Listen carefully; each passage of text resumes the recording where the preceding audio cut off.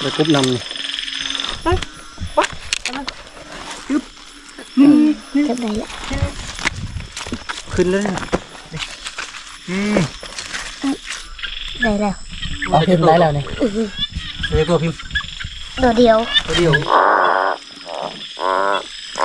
สองตัวเลย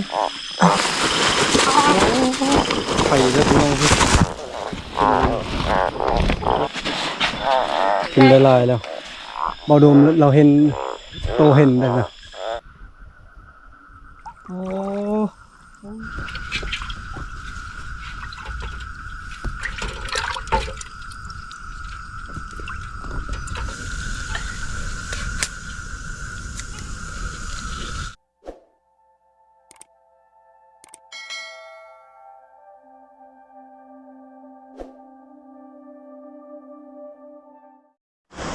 มื่อนี้ก็เข้าป่าหาอยู่หากินคือเก่ามากับทีมงานมื่อนี้มาหลายๆคนเลยนะอ่ะคนอื่นก็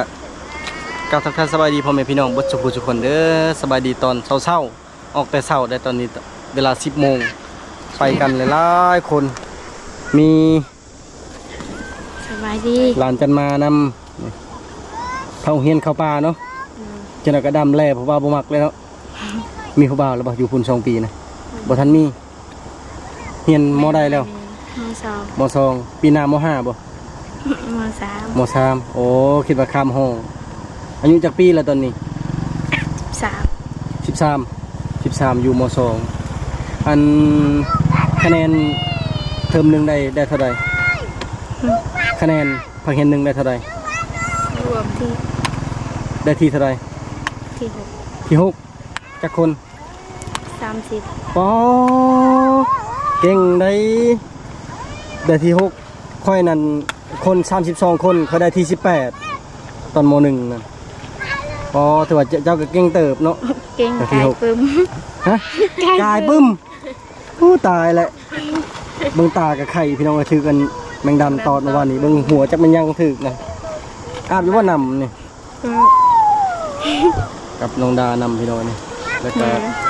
สวัสดีพิมพ์สวัสดี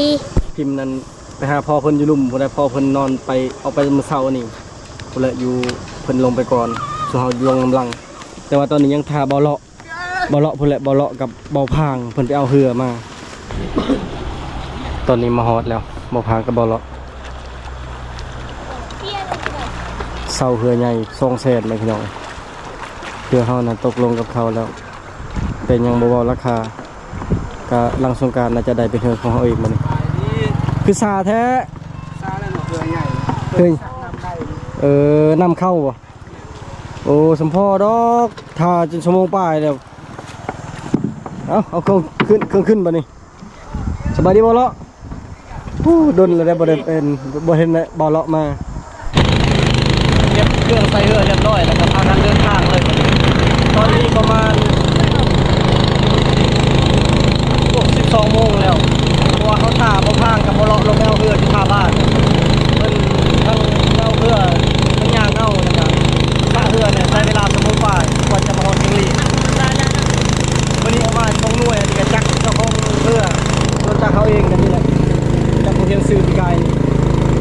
คิดว่าเพิ่นบ่มีจักรก็สิเอาจักรของเขาเองนั่นแหละ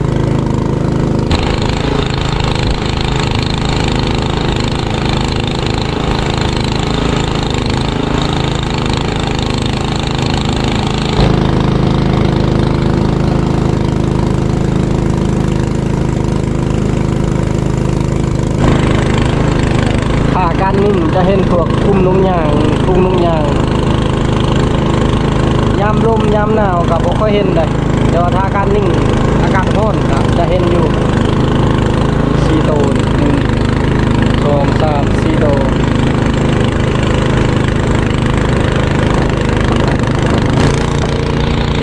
วันนี้ลมพัดขึ้นไหมลงมาจากทางใต้มันมาทางเหนือนี่ขึ้นลมมันพัดจากตะวันตกไปหาทิศตะวั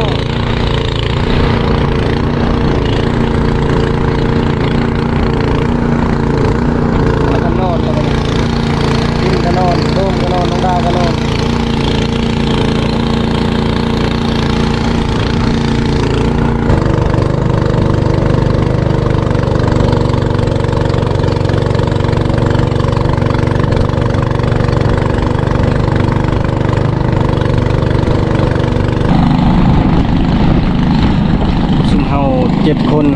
บ่เดือนเพิ่นก็มาคือกันเพิ่นมาคนเดียวเพิ่นนอนห้วยนั่นน่ะ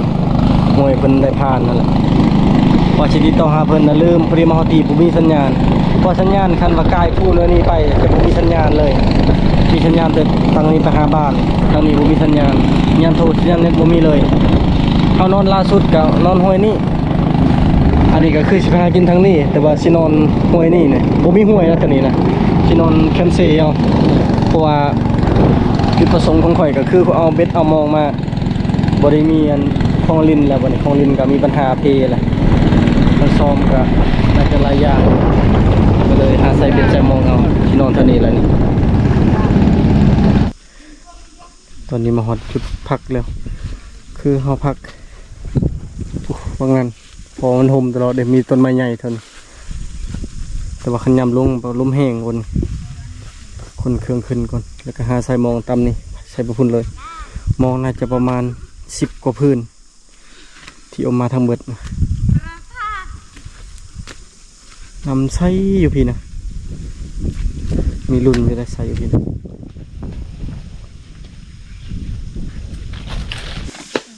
คนเครื่องคนของมาฮอดพี่แล้วก็พากันกินข้าวก่อนเพราะว่าบ่ายโมงแล้วกินข้าวตำมะแตง อันนั้นไปร้าน บนอยู่บนนอนพักเท่านี้แล้วนี่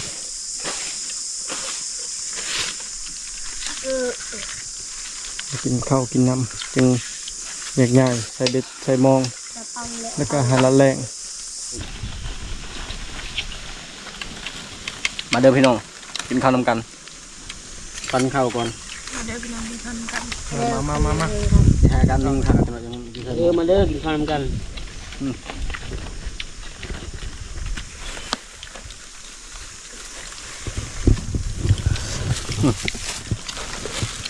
อาหารเที่ยง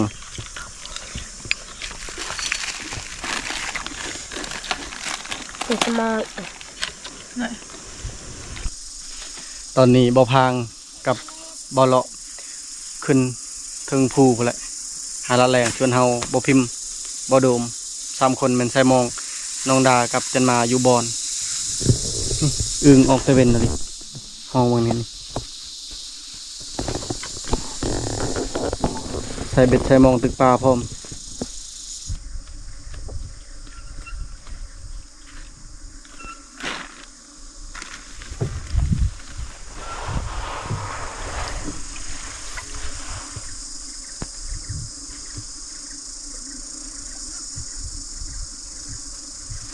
ก็พอแกนทุกที ตระ เขาไม่เจ๊กันเลยทุกทีเพื่อนจะไปกินปะเลยบอกไม่ยิง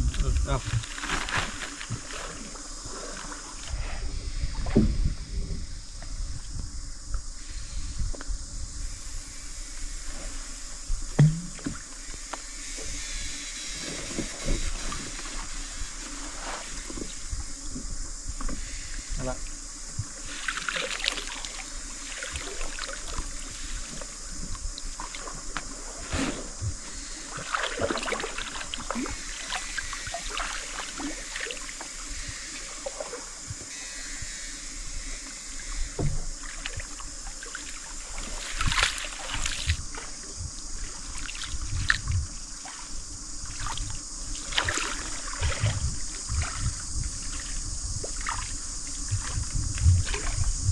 ค่อยเลยค่อยไปฟองตรองดู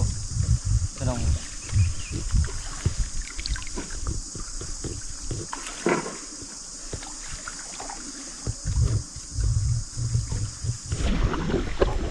ตอนนี้ใส่แล้ว2 ด่างยังอีกหลายด่างอยู่นะเป็นมองใหญ่บัดนเบิดแล้วมอง2ก็คือมอง4 เซนกับมอง6 เซนเขาใส่แล้วนี่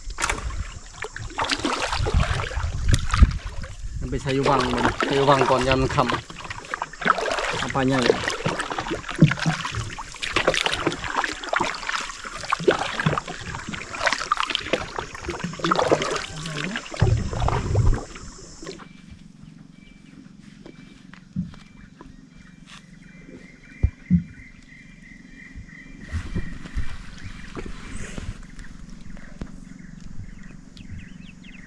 ดูมาดูด้วยตัวตัว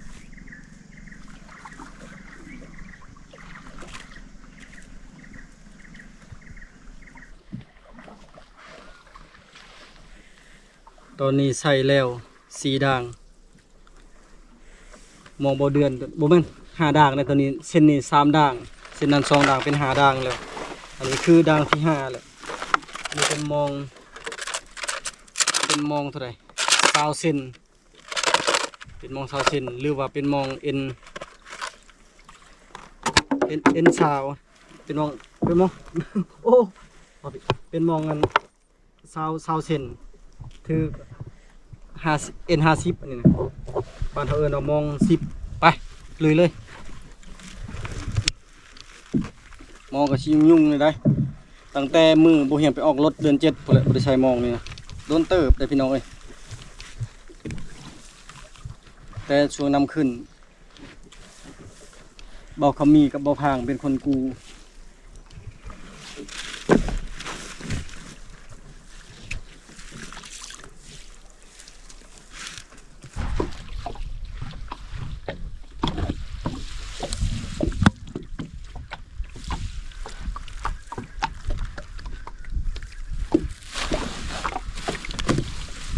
เปลี่ยนเลย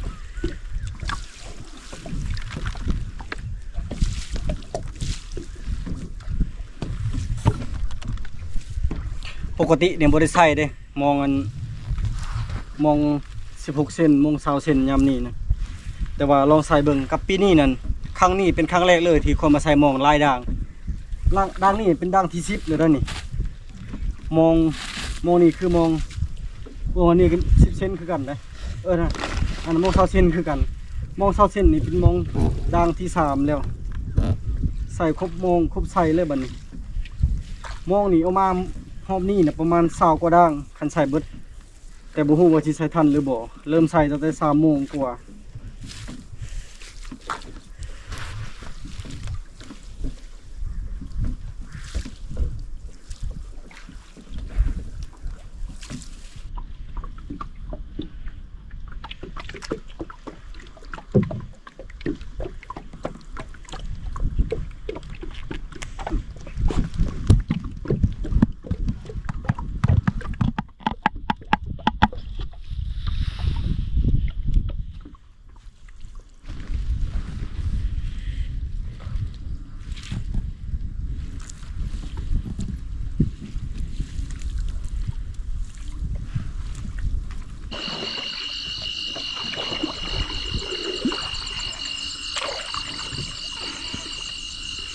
ทุกคนได้ยินเสียงอึ่งบ่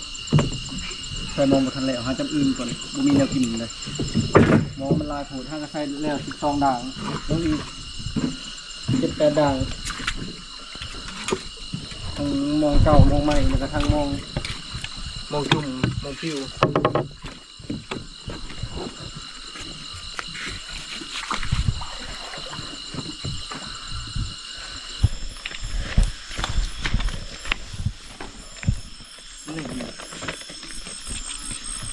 นี่นะทำขึ้นมาเอื้องนี่นะ4 โตหากันได้ตัวหนึ่งอ๋อคืนวันนี้เต็มเลยนี่ไข่มันนะฝนตกแห้งนะอยู่พี่ลมบ้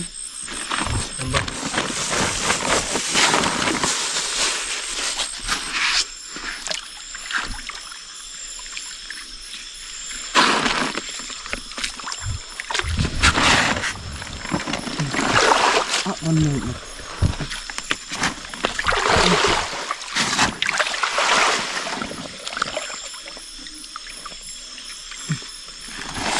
สอบhọc cái này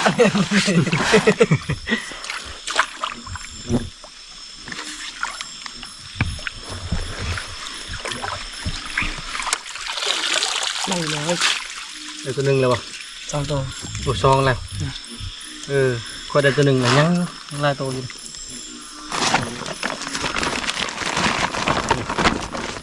กับเพชรปาดนำ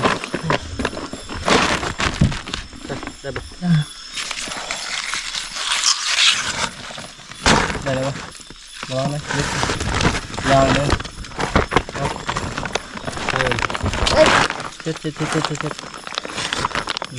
นอะไรตัวหนึ่งเลยไม่เสียแล้ว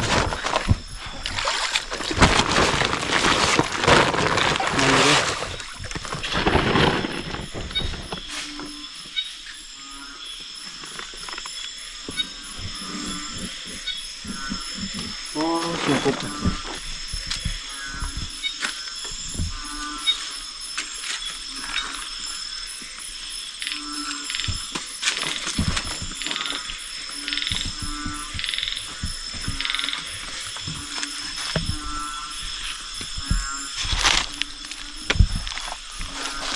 เงินหิงดีเลยนะครับเล่นเดือนไปยึบนี่ จะได้ละ ขึ้นเลยนะหนึ่งสองสามได้6 7 โตแล้วนะเพราะว่าบางเดียวนะ1 2 3 4 5 6นี่บอก1 2 3 4 5 6 โตนะตัวมันเดียว6 โตแล้วถ้าขึ้นอยู่ตำหนิขึ้นไวเลยนะมีแต่อึ้งยางระวังตกน้ำเลยเดี๋ยวดู ได้แล้ว เอาพิมพ์ได้แล้วเนี่ย เรียกตัวพิมพ์ ตัวเดียว ตัวเดียวโอ้ไข่มันนะก็พิมพ์เก่งเลยเบิ่งไข่นี่ล้างออกไข่มันน่ะเสียดายล้างออกนี่เลย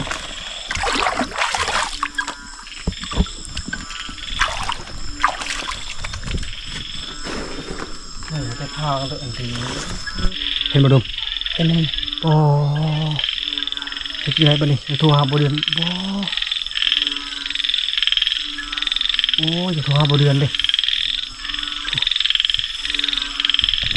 โอ้คันบ่มีหยังนะพี่น้องเอ้ยนี่บังรัวบ่โอ้ตุ่มใหญ่เนาะดุมเนาะ ยัง ไปโทรหาบ่เดือนบ่ทันบ่ ท่าน ติดเถือไปโทรหาเรา จะไปก็บอกกับพิมพ์กุชิท่านี่คือยันมันไปก่อนบ่อ้าพี่น้องเอ้ยผลึกใหญ่อย่างนี้บางรวม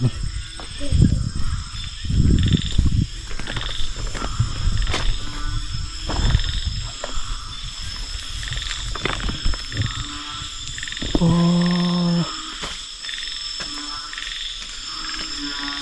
พาดผลึกใหญ่ใหญ่อย่างนี้บางรวมยาบ่ยามันไปเนาะจับอึ่งยาแล้วกินบ่ได้ยาปล่อยให้มันมีชีวิตก่อนบ่ได้ตัวเด้อพี่น้องบ่ได้ตัวบ่ได้หมูผู้บางโลตัวบุญใหญ่แฮงอันนี้เห็นตั้งแต่พุ่นแหละเห็นตั้งแต่บางที่แรกพุ่นมันกินมะม่วงมาจากน้ำม่วงดกแฮงอันนี้ไปแล้วบ่ยังเนาะสอนบ่พิมพ์สอนลำพิมพ์จับอึ่งครั้งแรกกับบ่โดมโอ้มาพอนะครับพอบางหลวงแต่โบเห็นโบมีโคลินมีปัญหายังมีเวลาแปลงมัน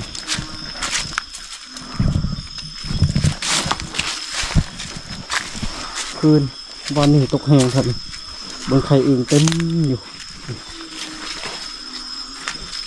บนไข่อึ่งเบื้องนำกันไปมาทางนี้ไหม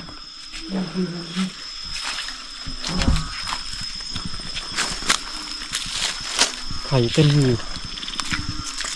มาขึ้นแล้วพิมพ์บุมีผู้ชายผมไปจ้ะไปดีจ้ะไปที่โอ้ยจะเห็ดได้ขึ้นทันก่อนโอเคโอ้เชิญกลแล้ววะนี่โอ้สอนเพิ่นนำพี่น้องไอ้เพราะว่าบ่อยากมาส่งเพิ่นก็เลยเอามาจับอึ่งนำเลยเขาใส่มองเขาใส่ยายมาพี่เลย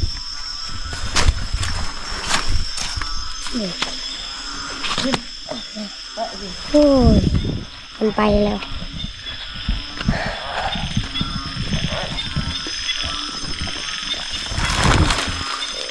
เราเดินได้แล้ว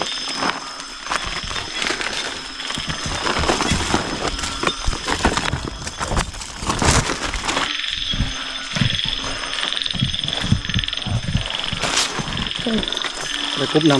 ำกบตัวผู้ก็จะทำขาก่อนโอ้ได้หลายเลยนะไปถึงประตู เราเดินได้แล้ว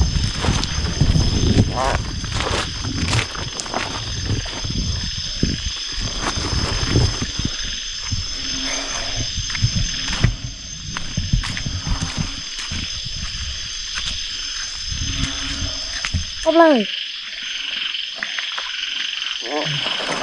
เบิดนี่ตัวดมไหลใบปลาเอ้ย เอาแล้วนี่เลย นิดแล้ว เฮเบิร์นที่ปิดปากเลยจ้าวันนี้ก็อุ้มเลย ไปแล้ว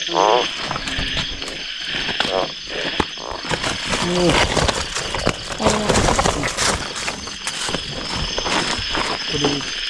ชมตัวแรงไปการขับไปคันเดินบูแจงกันไหนมันตกใหม่ตกแห้งเท่านี้น้ำเต็มมาเลยเดี๋ยวจะโกนแล้วกัน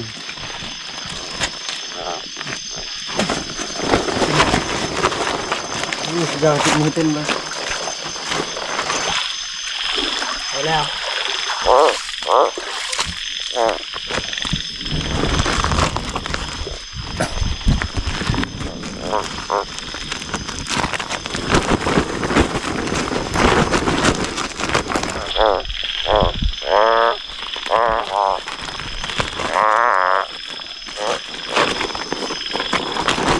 สองตัวเลย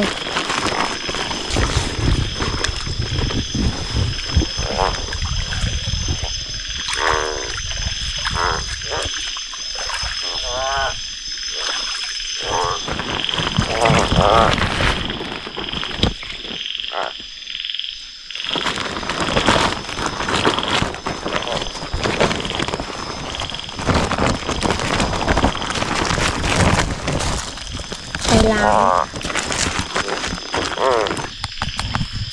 บ้าปเดินมา พี่ ยอด คือตะปาดเลยมีแต่ตัวแม่แล้วอะไรไข่เล็กน้อยพี่พอเลยทีนี้เนาะเอาแล้วพากันกลับได้บ้านี้โอ้พาบ่พิมพ์มาครั้งแรกกระมานใช่เนาะพิมพ์เนาะไปทางนี้ระวังลมได้น่ะเนี่ยไปทางก็ได้บ่แม่นทรมานหลานนะพี่น้องเอ้ยแต่ว่าหนึ่งมันเขาก็สอนวิธีหาดูหากินเขาก็เริ่มใหญ่สิเข้า10 ปีแล้วได้อายุนี่มาทางนี้นี่มาทางนี้มาทางนี้อายุเราเริ่มเข้า10 ปีแล้ว ไม่ใช่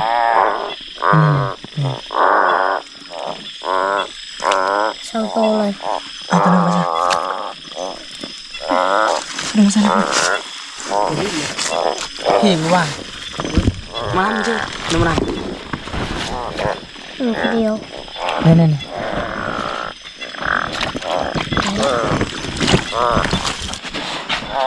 กินได้ลายแล้วบอดมเราเห็นโตเห็นได้นะขากลับพอตัวเห็นอีกบัดน แล้วก็ไหนกระ เห็นบ่บอดมโอ้มึงไม่เข้าตาบัดนมีตัวเนี้ยพอได้คันบ่มีหยังคนตกไม้ครับตกกระแหงจนน้ำเต็มมาเถวห่วยเพราะมันลงเลยนะโดมเว้ยตามันเอาเนี่ยทำได้โอ้สำแข็งกบในวังนี่2 ตัวนี่บ่ได้ซ้ำมันลึกวังนั้นก็ลายคือกันโอ้คันมันจับกบได้นี่เป็น10พุ่นแหละเท่ากับพอหลายอย่างอยู่นะพี่น้องมันพอทั้งกบทั้งอึ่งเขียดแล้วก็สัตว์ใหญ่เนื้อใหญ่ก็พอคือกัน แต่ว่าเอามันบ่ได้มีแต่กับยามมองบางทีก็ใส่มองเพิ่มบางทีก็อาจจะบริใช้พอพิมพ์ยันพิมพ์อยากนอนโอ้ถึกแล้วดังแหลกยามมองดังแหลกถึกแล้วปลา เป็นอย่างนี้ ปลาปากเป็นมันยังเป็นอยู่โอ้ใส่โลได้พี่น้องใส่โลปลายมันเลย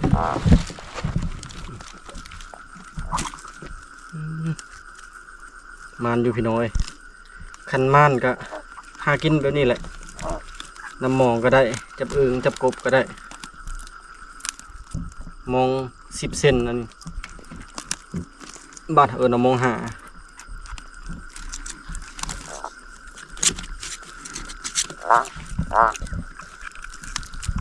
ลมแต่หัวมันบ่เดือนกินนี่บ่เดือนนั้นมากินข้าวนำกันเพิ่นว่าอิ่มแลนแล้วกินแลนแล้วเพิ่นก็บ่อยากปะน้องมาในกลางคืนบ่ดูมันค้างไว้เด้อมองค้างไว้เดี๋ยวเผายกสูงเด้อเดี๋ยวมองค้างนะมันไปตีนเจ้านะยามดอกถึกแล้วนี่ปัสกลางถึกมองบ่เดือนมอง6 เซน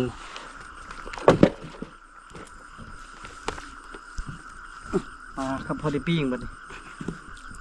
รุ่นต่อไปอันนี้เป็นมองน้อยต่อกับมอง10 เซนกี่นี่โอ้โห2 โตเลยมีแต่ปลาสกางโอ้มองดังนี้ถึก4 โตเลยได้ปลาทั้งหมดที่เขาได้ก็หลายตัวเติบเลยนี่สุดลายบริถ่ายเขาพิมพ์เพิ่นจากนอนเลยพาปิดป่ายันเพิ่นรับเลยคันเพิ่นนอนแล้วบ่แซ่บได้บัดปลุกอันนี้ก็ด่างสุดท้ายกลับไปก่อนยำแต่3 ด่างว่าสิยำ5 ด่างก็เอาอึ่งไปต้มก่อนแล้วก็จึงยำใหม่คือกินแล้ว3 โตติดเลยนี่เป็นตาบ่อยากนอนลงไปนี่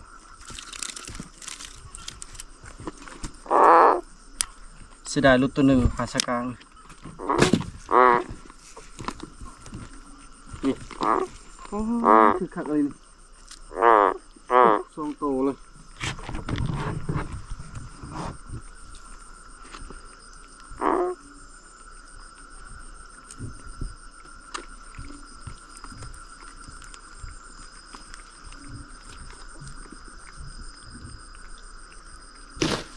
ตัวหนึ่งนี่ใหญ่กว่า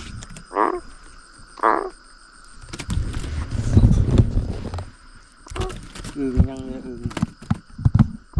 เชียงพอพี่น้อยตัดภาพบนนอนก่อนปลาที่ได้มานี่10 โตปลาสกาง8หลุดตัวหนึ่งแล้วก็ปลาปาก2 โตอันนี้มอง10ก็หันเป็นมอง6 เซนแต่10 โตถือว่าพอได้ปีงอยู่แต่พี่น้อยประมาณวัง3 โลเกือบ4 โลตัวนี้ประมาณโล 2 โล 3หลุดตัวหนึ่งกับประมาณนี้แหละแล้วก็มองคงบ่เฮียงใส่ทานีรถนี่อันนั้นบ่ทันได้ยาม2 ด่างว่ายามมื้ออื่นเช้าอีกว่าสิใช้ต่อก็ยันอยากรับอยากนอนแล้วกินข้าวแล้วจังหน่อยทั้งอึ่งทั้งคุตปาดคุตปาด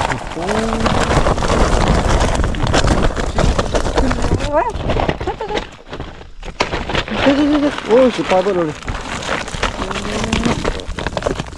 คุตปาดมันจะแม่ใหญ่อะไรเป็นลุกเบิ้ง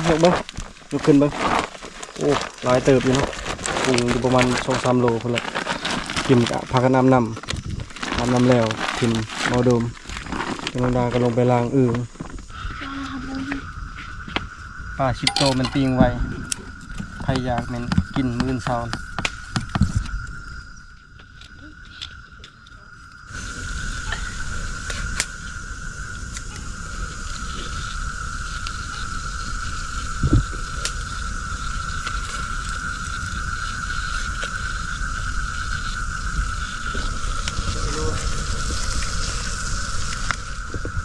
แบบระหว่างแล้วจริงไรเรียนอะไรดีอยู่ไหม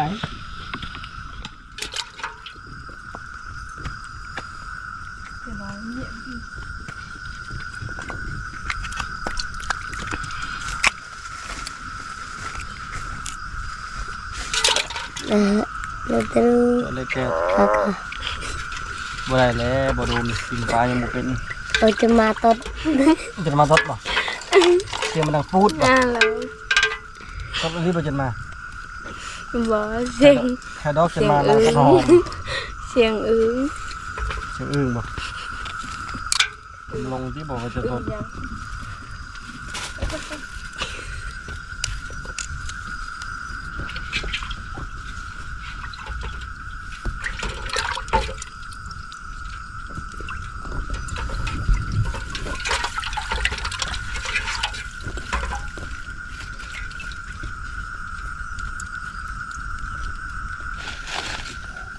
ปีงเป็นโตเลยปีงไว้เพื่อทีมงานมาโอ้โหทีมงานเขาที่ลงมานอนพีหรือว่านอนพุ่นเลยเพราะว่าเพิ่นเอาเปเอาผ้าห่มไป เอาจะไป จะเปป่ะ อร่อย โอ้คักเลยวันนี้สุกเรียบร้อยแล้วลองกินเพื่อมือน้องดากินต้มครั้งที่2ของปี ทำทะเลเลยมึงก็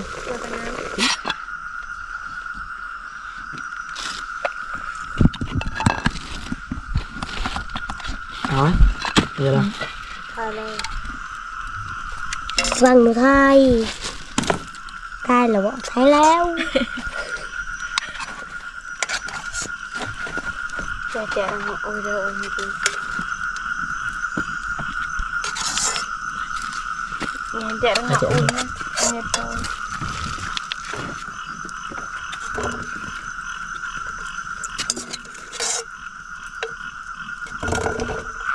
มาเด้อพี่น้อง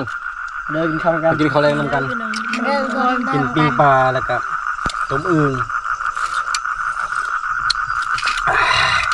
สมในใจเลยยอดผักอย่างผักวายอดมักวาชมคือกัน มีต้มอึ่งปิ้งปลาเอาพิมพ์กิน11 โมงแล้วกินข้าวดึกมื้อนี้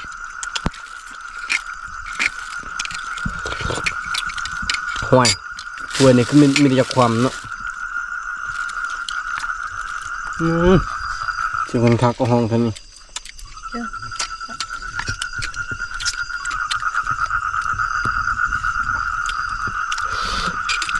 เดี๋ยวกินตอนกัน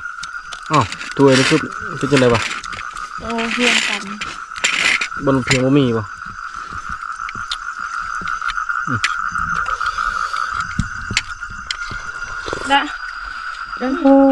พากันกินอิ่มคักพี่น้อยจนเบิดปีปลาตัวหนึ่งเบิด ยัง ต้มอึ่งเบิดบัดนี้ ยังแต่หัว พากันกินอิ่มเรียบร้อยบัดนี้บ่ได้ไปใส่ต่อเนาะดมเนาะพอนอนเนาะเด้11 โมงปลายแล้ว เอาเต็ม มีแต่เราทักพรมื้ออื่นเพราะจึงใส่เบ็ดมองตัวบุเบิดแล้วก็มื้ออื่นเป็นการรุ่นนำกันอีกจากบูฮูชินอยชิลายทันใดตอนนี้ปีงปลาเขาก็สุกเรียบร้อยนี่ยังเหลือ9 โตวอันนี้นั่นนั่งมันน้ำไม้แต่ว่าทั้งลุมพอดีคักปิงเป็นโตเลยแล้วก็บ่ได้ใส่บ่หยังเลยมีแต่เอือบเกลือแบบบุกเกลือลายๆโลดนี่นะโอ้พี่น้อยปลากับมันช่วงนี้นะปลาแต่ละตัวเริ่มมีไข่ตอนนี้เกียมมาอยู่บนนอนเลยเบาโดมนอนกับพิมพ์ส่วนน้องดานนอนกับเจนมาวังนี่แล้วโบเฮียงเองก็นอนเปส่วนเบาพางก็เอาเปไปแล้วกับเบาเลาะตอนนี้นะ11 โมงครึ่งแล้วสุเพิ่นยังโบเห็นมาอยู่น่าจะได้นอนอยู่พุ่นเพราะว่าคันใดเล็กๆน้อยๆก็บ่อยากลงมานะไผคือกันคันขึ้นไปถึงพุ่นเวลาขึ้นโคตรเมื่อยเวลาลงก็โคตรยากมันสั่นแห้งก็เลยคันใดเล็กๆน้อยๆกับอยู่พุ่นเลยนะโบเฮียงก็แนะนำเพิ่นน้องๆแบบนั้นมาประมาณกะไปลองอีพีมื้อเช้าพี่น้องสำหรับพี่นี่ขอจบไปเพียงเท่านี้ก่อนเด้อพี่น้องก่อนอื่นก็กราบขอบใจพี่น้องเบิดทุกคนที่เป็นกำลังแรงใจให้โบเฮียงดูมาตลอดไปก็พี่น้องบาย